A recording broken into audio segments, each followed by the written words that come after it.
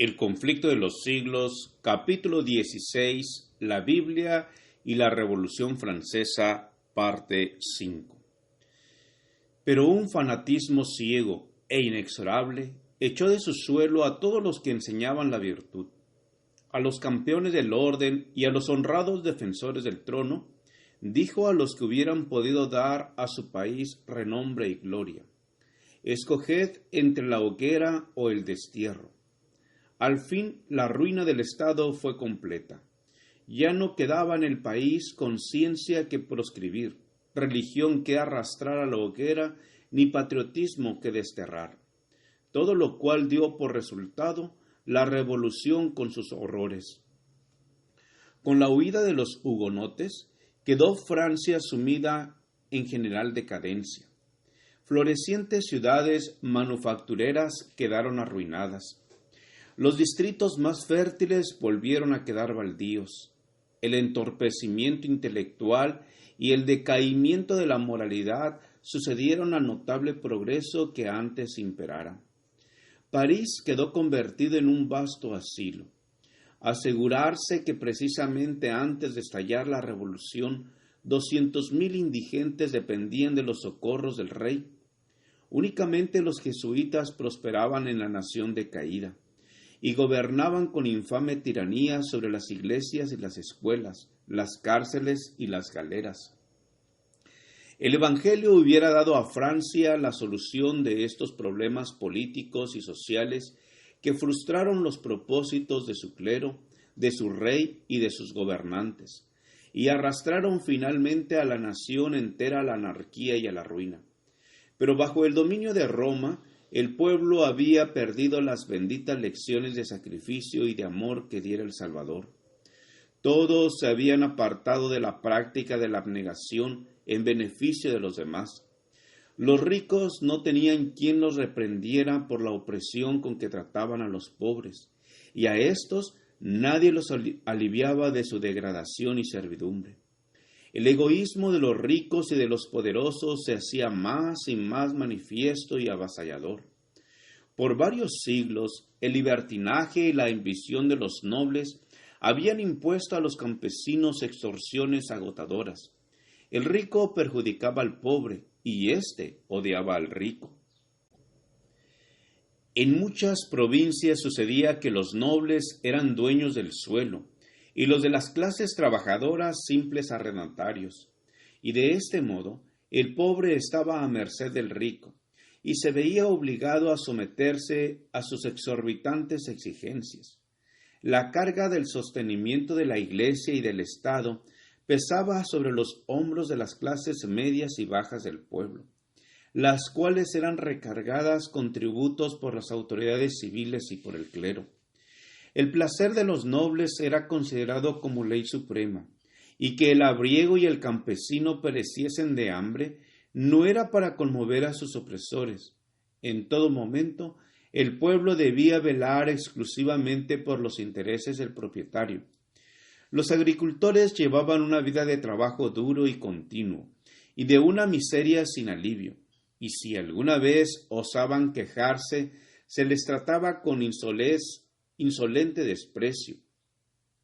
En los tribunales siempre se fallaba en favor del noble y en contra del campesino. Los jueces aceptaban sin escrúpulos el cohecho en virtud de este sistema de corrupción universal. Cualquier capricho de la aristocracia tenía fuerza de ley.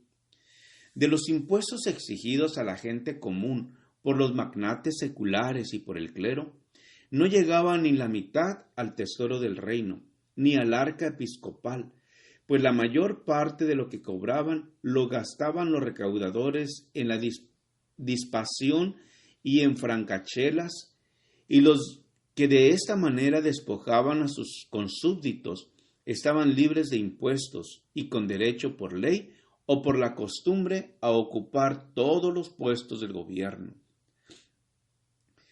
La clase privilegiada estaba formada por 150,000 personas, y para regalar a esa gente se condenaba a millones de seres una vida de degradación irremediable.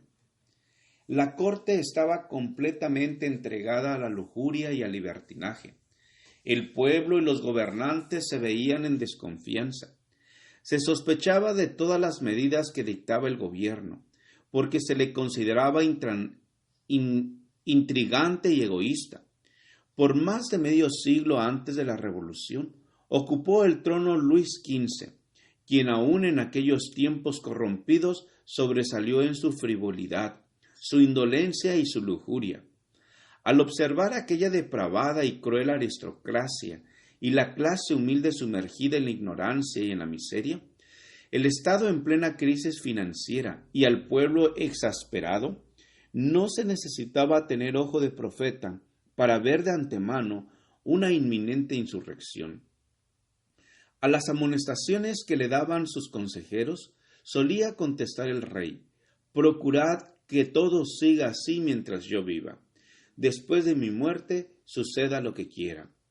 En vano se le hizo ver la necesidad que había de una reforma. Bien comprendía él el mal estado de las cosas, pero no tenía ni el valor ni poder suficiente para remediarlo. Con acierto describía él la suerte de Francia con su supuesta tan egoísta como indolente. Después de mí, el diluvio. Valiéndose Roma de la ambición de los reyes y de las clases dominantes, había ejercido su influencia para sujetar al pueblo en la esclavitud, pues comprendía que de ese modo el Estado se debilitaría y ella podría dominar completamente gobiernos y súbditos. Por su previsora política, advirtió que para esclavizar eficazmente a los hombres necesitaba subyugar sus almas y que el medio más seguro para evitar que escapasen de su dominio era convertirlos en seres impropios para su libertad. 1000 veces más terrible que el padecimiento físico que resultó de su política fue la degradación moral que prevaleció en todas partes.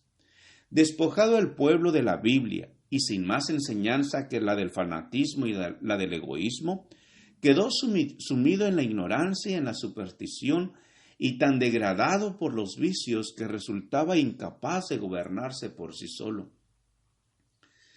Empero los resultados fueron muy diferentes de lo que Roma había procurado. En vez de que las masas se sujetaran ciegamente a sus dogmas, su obra las volvió incrédulas y revolucionarias. Odiaron al romanismo y al sacerdocio, a los que consideraban cómplices en la opresión. El único Dios que el pueblo conocía era el de Roma, y la enseñanza de ésta su única religión.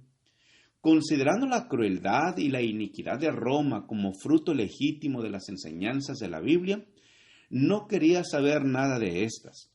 Roma había dado a los hombres una idea falsa del carácter de Dios y pervertido sus requerimientos. En consecuencia, al fin del pueblo rechazó la Biblia y a su autor. Roma había exigido que se creyese ciegamente en sus dogmas, que declaraban sancionados por las Escrituras.